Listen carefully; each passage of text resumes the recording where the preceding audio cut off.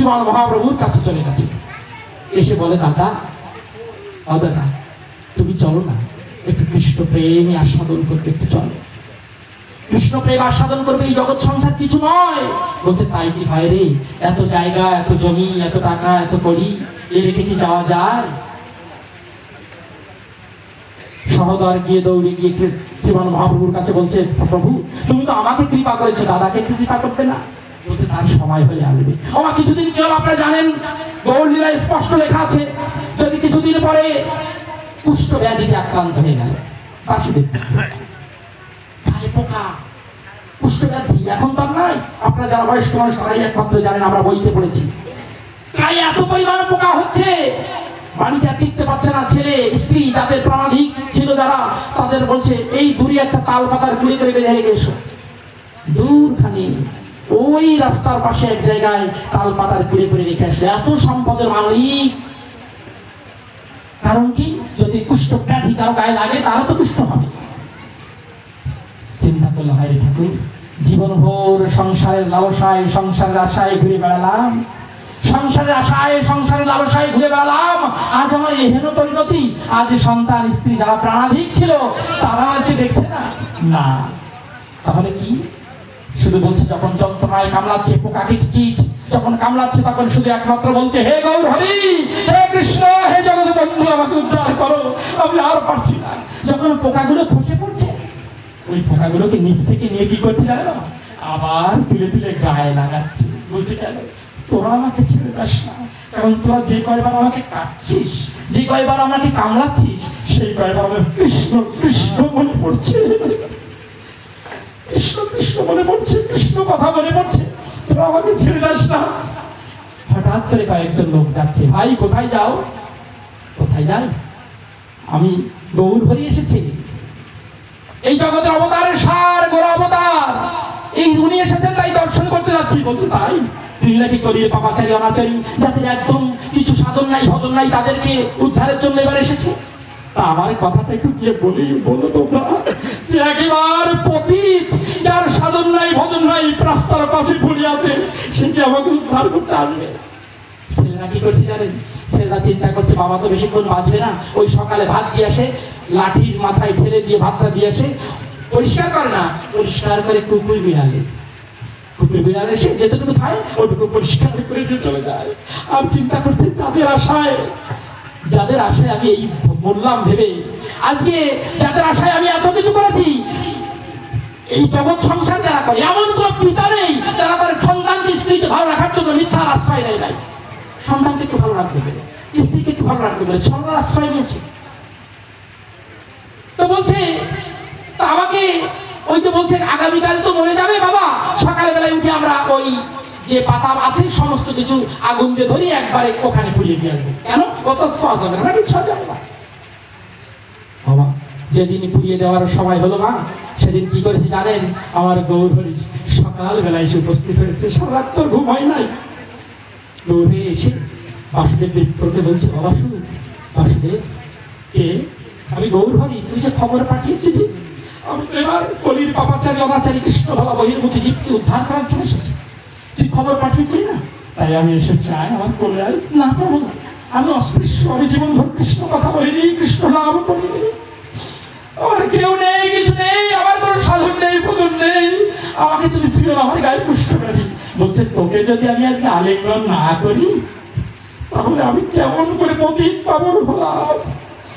আজকে যদি তোর মতো কুষ্ঠ ব্যাধিগ্রস্ত, আমরা কুষ্ঠ ব্যাধিগ্রস্ত, কিন্তু এই কুষ্ঠ ব্যাধিটা ওই কুষ্ঠ ব্যাধি নয়।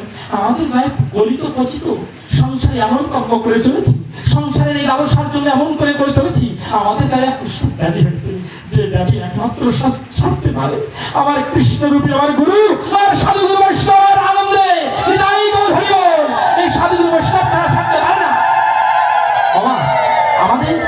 আমাদের এই তখন শ্রীমান মহাপ্রভু তাকে আলিঙ্গন করলে তার গায়ে কুষ্ঠ ব্যাধি রস লেগে গেল।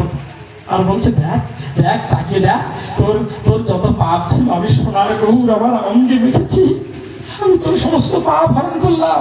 শুধু তোর নয়, যারা যারা হরিনামে করবে, কৃষ্ণ নামে করবে, সাধুগুরু বৈষ্ণবের চরণে ধূপ ফুলাবে, সকলের পাপ আমি অঙ্গে মেখে দেব। তাই গৌর হরি বল।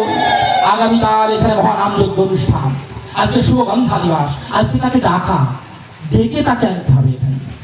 বলুন তো কোন নামে কেমন ভাবে ডাকলে সে আসবে, কার ডাকে সে আসবে? এমন মানুষ হয়তো বা ওই পিছনে বসে আছে, এমন অনেকে আছে যারা এখানে আসতে পারেনি, ওই রান্না করছে, ওখান থেকে বসে বসে চোখের জল ধরাচ্ছে, ওখানে কৃষ্ণ কথা হরি কথা ঘটছে। আবার অনেকে আছে দূর থেকে বসে হয়তো বা আসতে পারছে না, বিছানায় শুয়ে ঠাকুরের নাম শুনছে, হয়তো বা এই পাশে বসে কেউ শুনছে, হয়তো চোখের জলে বলছে হে গৌর হরি, হে নিতাই গৌর, হে আমার পঞ্চানন্দ স্বামী, তুমি তোমার এই জন্ম ভিটায়, তোমার এই জন্ম গ্রামে তুমি একবার এসে তোমার নাম যজ্ঞ তুমি সম্পন্ন করো। জয় জয় পঞ্চানন্দ স্বামী আনন্দে নিতাই গৌর হরি। আমাদের এই মহারাস, এটাকে বলে রাস মঞ্চ, এই রাস মঞ্চ স্থাপন করা হয়েছে। এই রাস মঞ্চে আগামীকাল অনুষ্ঠিত হবে মহানাম যজ্ঞ।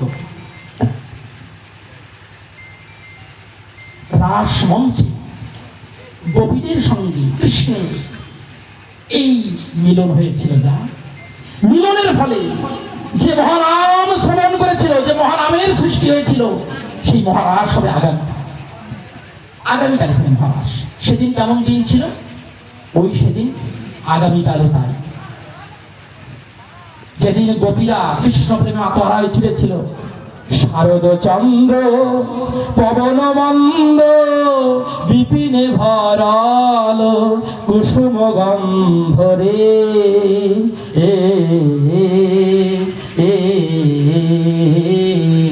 শারদ চন্দ্র পবন মন্দ বিপিনে ভরালো কুসুম গন্ধরে। যেদিন কৃষ্ণ প্রেমে মাতোয়া হয়ে গোপীদের কাছে ডাকছে, রাস মঞ্চ স্থাপন করে কৃষ্ণ যখন ডাকছে, তখন সেদিন কি হয়েছে, শারদের আকাশের মতো চন্দ্রিমা উদয় হয়েছে। সাধক বলছে, যখন এই পূর্ণ তিথিতে সাধক যখন ধ্যান জপে বসে নিরালায় নির্জনে গভীর রাত্রিতে, তখন তার এই কপালে এক শারদের চন্দ্র উদিত, চোখ বন্ধ করবে না, চলো চাঁদের উদয় হয়েছে।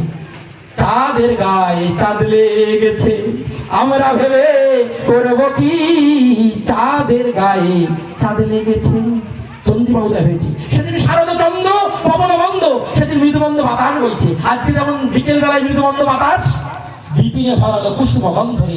সেদিন সাধনা করতে করতে সাধক যেদিন পরিপূর্ণ হয়ে যায়, যখন সাধকের সেই মহাপরূপ দৃশ্য দেখতে পায়, প্রভুকে দেখতে পায়, সেদিন পদ্মগন্ধে যেমন চারিদিকে আবর্তিত হয়ে যায়, ঠিক তদ্রূপ ভাবে সেদিনও তাই বিপিনে ভরালো কুসুম গন্ধরে। সেদিন কি হয়েছে, কিবা ফুল মল্লিকা মালতী যুথি, ফুল মল্লিকা মালতী যুথি, আহমত মধুকর ভরণী। সেদিন শারদ কালে বলছে নানান রকম ফুল মল্লিকা মালতী যদি সব ফুলগুলো ফুটে উঠেছে, কেন, কৃষ্ণ সেবায় লাগবে। গোপীরা যখন ছুটছে না, তখন ওই ফুলগুলো বলছে, ওগো আমাকে একটু নিয়ে যাও, আমাকে একটু নিয়ে যাও। আমরা যখন আসি প্রভুর কীর্তনে, প্রভুর পূজায়, আমরা যখন ফুল নিয়ে আসি, ফুলগুলো ডেকে ডেকে বলে, হে মনুষ্যগণ, আমাকে একবারে নিয়ে যাও, আমাকে একটু প্রভুর শ্রীপাদ করতে দাও। কাগজের ফুল ওই গাছে ফোটা ফুলকে ডেকে বলছে, ওরে গাছে ফোটা ফুল, তুই তো একদিনেই শুকিয়ে যাস, কিন্তু দেখ আমি কতদিন থাকি। বলছে, তুই তো অনেকদিন থাকিস, থাকা না থাকা ব্যাপার নয়, যে আমি একদিন ফুটেই আমি যে গোবিন্দের শ্রীপাদ করতে যেতে পারি। আমাদের জন্ম 100 বছরের দরকার নয়, যে কয় বছর থাকে আমরা যেন সেই কয় বছর গোবিন্দের শ্রীপাদ করতে যেতে পারি। গাছে ফোটা ফুল আর এই কাগজের ফুলের মধ্যে তফাতেই। তাই বলছে, আজকে মত্ত মধুকর ডেকেছে, আজকে মত্ত মধুকর রাত্রেবেলায় মৌমাছি ছোটে নাকি, কিন্তু আজ মৌমাছি রাত্রে ছুটে এসেছে। কোন মৌমাছি গুলো, আজকে আপনাদের মতো মৌমাছি গুলো আজকে এত গভীর রাতেও মধু আস্বাদনের জন্য এসেছে, আজকে এখানে মধু আস্বাদনের জন্য এসেছে। বলছে কি, বলছে মুরলিক গান পঞ্চমতান, মুরলিক গান পঞ্চমতান, আগপি চিত চোর প্রভুরে। বলছে মুরলিক গান পঞ্চমতান, বাঁশি কয়েক প্রকার আছে, একটা বংশী, একটা বেনু, একটা মুরলি, তাই না? মুরলিটাকে 2 হাত লম্বা, বংশী 7 আঙ্গুল, এরকম করে। তা বলছে মুরলিক গান পঞ্চমতান, পঞ্চমতান টানটা কি, বলছে আজকে কৃষ্ণ এই বংশীর ধ্বনির মধ্য দিয়ে আজকে বীজ মন্ত্র দিচ্ছে। কালীর বীজ, কিরিং বীজ, ভাগ করে দেখেন, ক, রফালা, দীর্ঘি, অনেশ্বর, চন্দ্রবেদের 5টা অর্থ, 5টা সমন্বয় একটা বীজ হয়। তা বলছে মুরলিক গান চিত চোর প্রভুরে, গোপী চিত চোর আজকে গোপীদের চিত্ত হরণ করে নিয়েছে।